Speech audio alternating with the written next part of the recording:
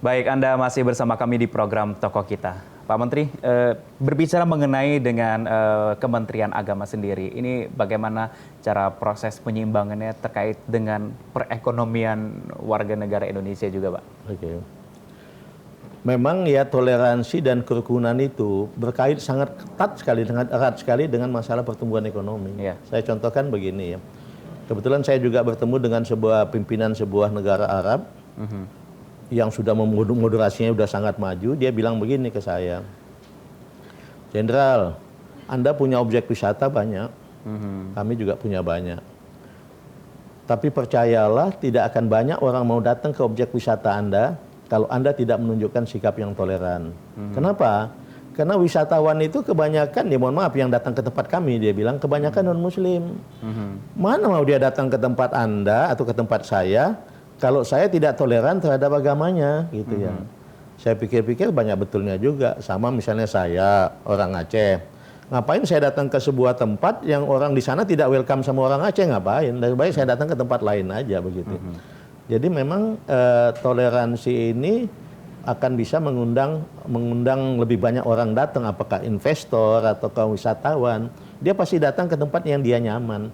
Ke tempat yang dia nyaman itu adalah ke tempat yang toleran terhadap kepercayaannya atau agamanya. Oleh sebab itu saya berkali-kali kalau ngomong tentang toleransi, saya selalu angkat itu, masalah toleransi gitu. Dan ternyata betul pada saat saya keliling-keliling banyak di negara yang saya maksud itu, memang saya lihat banyak sekali turis itu sangat-sangat banyak, dan kebanyakan memang saya lihat yang katanya non-muslim, misalnya mungkin dari Korea, Jepang, Cina, Eropa. Pada saat saya lihat ke negara yang saya maksud itu lah ya, tanpa saya ingin sebut negaranya ya. Jadi memang pengaruhnya sangat besar. Mungkin sama juga dengan di kita. Bapak Presiden mengatakan waktu beliau kunjung di Aceh ya, investor ini nggak bisa kita pilih, dia yang datang. Dia datang ke tempat dia pandang nyaman. Nyaman dari banyak aspek. Mungkin juga satu dari kepentingan bisnisnya. Tapi kedua mungkin dari kepentingan budaya, penerimaan agama, dan sebagainya apa, toleransi kita terhadap agamanya. Itu juga harus yang menonjol. Jadi saya mungkin ya kalau kita ngomong tentang Indonesia maju ke depan untuk menjadi negara 4 besar dunia, memang toleransi itu perlu kita tunjukkan betul ya. Sehingga orang dengan senang investasi, dengan senang menjadi wisatawan datang ke kita. Tapi wisata halal kita peringkat pertama, Pak. Betul, wisata halal. Tapi pengertian wisata halal itu kan berarti harus kita lebih luaskan lagi. Bagaimana yang saya selalu katakan, halal untuk muslim berarti oke untuk semua agama. Sehingga betul-betul kita mengundang orang semua agama, bukan berarti ini halal berarti untuk muslim aja, bukan. Dan itu perlu kita kampanyekan sangat kuat bahwa kalau ini halal berarti oke untuk semua agama gitu. Mungkin ditambahkan berarti oke dan sehat untuk semua agama gitu. Baik.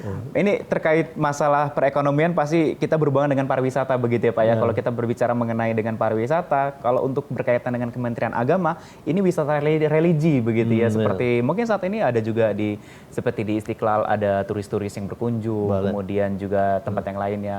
Kemudian yang kemarin juga sempat diproyeksikan ini di Ancol akan ada museum untuk Rasulullah begitu ya Pak ya. Bagaimana tuh proyeksinya sampai dengan saat ini Pak, perkembangannya?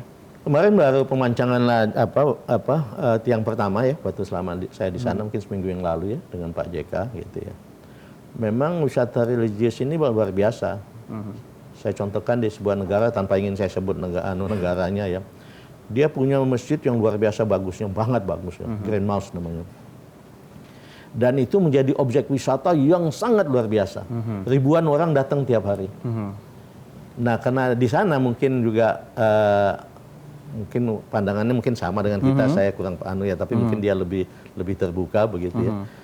Semua orang apapun agamanya bisa masuk ke masjid meskipun nggak sampai ke tengah-tengah, tapi di tepi itu. Yang pakaiannya kurang sopan dipinjamkan jubah supaya dia sopan. Dan guide-nya disiapkan, dan guide itu bercerita bukan tentang masjid saja, tapi bercerita tentang kebesaran Islam. Saya mendengarkan, saya kebetulan tidak ikut guide itu, saya memang khusus, tapi saya coba mendengarkan si guide itu ngomong apa gitu ya. Ternyata bagus. Dia tidak bercerita tentang masjid itu, tapi juga tentang kebesaran Islam. Jadi kalau ada orang berpandangan non-muslim masuk ke masjid gitu ya, atau ke tempat ibadah itu mungkin Yang pasti toleransi ya Pak. selain toleransi, sebetulnya bisa juga menjadi sarana dakwah yang luar biasa. Iya. Sehingga pangeran di situ bilang ke saya begini, kita tidak perlu berdakwah menurut dia ya, terlalu banyak dakwah teriak-teriak, enggak. Kita menunjukkan Islam itu toleran dan damai, dia bilang. Cukup. Dia bilang di negeri ini, Jenderal, setiap bulan Ramadan lebih kurang 1.000 orang masuk Islam. Iya.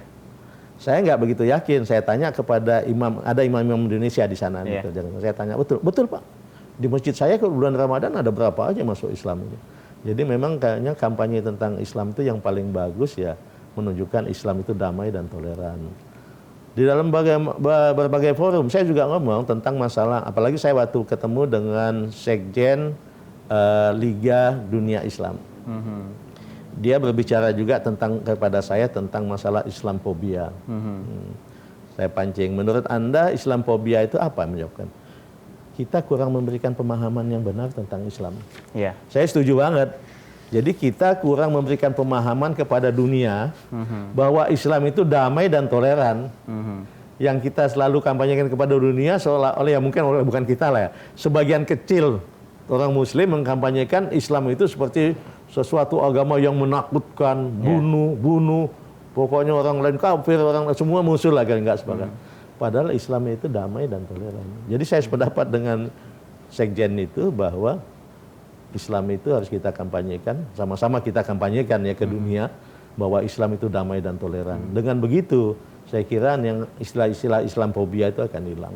Baik, ini terkait dengan icon begitu ya Pak. Tadi juga seperti dikatakan ada beberapa negara yang memang mereka memperlihatkan ikonnya begitu ya. Apakah di Kementerian Agama nanti akan ada program akan menonjolkan sebuah ikon religi yang... Ada, tapi kita pelan-pelan. Apa itu kalau kasih bocoran sedikit Pak untuk kita semua? Pelan-pelan, nggak bisa terlalu drastis ya. Tapi dulu pun sebetulnya juga sudah ada juga beberapa tokoh non-Muslim dunia yang masuk ke Istiqlal ya. Iya. Sudah pernah ada ya. Mungkin nanti kita pikirkan sama-sama lah, mungkin bisa juga. Mungkin awalnya nggak perlu masuk sampai, kalau di tempat yang masjid yang saya bilang Grand Mosque itu, tidak sampai depan katakanlah podium itu, mimbar nggak sampai ke situ. Di dalam masjid tapi di tepi dia, di tepi. Tapi di tepi itu dia sudah melihat bagaimana kemegahan masjid itu dan bagaimana kebesaran Islam. Apalagi si guide ini juga banyak bercerita tentang masalah Islam. Luar biasa, dan saya kira itu bisa kita contoh meskipun cara bertahap lah ya.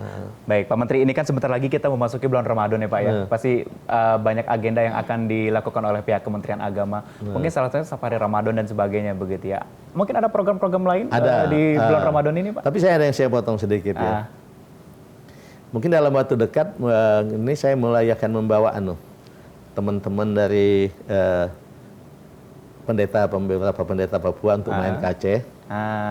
Nanti beberapa teman Aceh mau saya ajak main ke Papua. Karena sebetulnya kalau saya ngomong dengan teman-teman Aceh, seperti pertukaran begitu ya Pak? Iya, kunjungan. Saya ngomong dengan teman Papua, nggak ada sedikit pun rasanya permusuhan di situ. Iya. Tapi kenapa citra itu bahwa ada gitu seolah-olah? Iya. Nggak ada.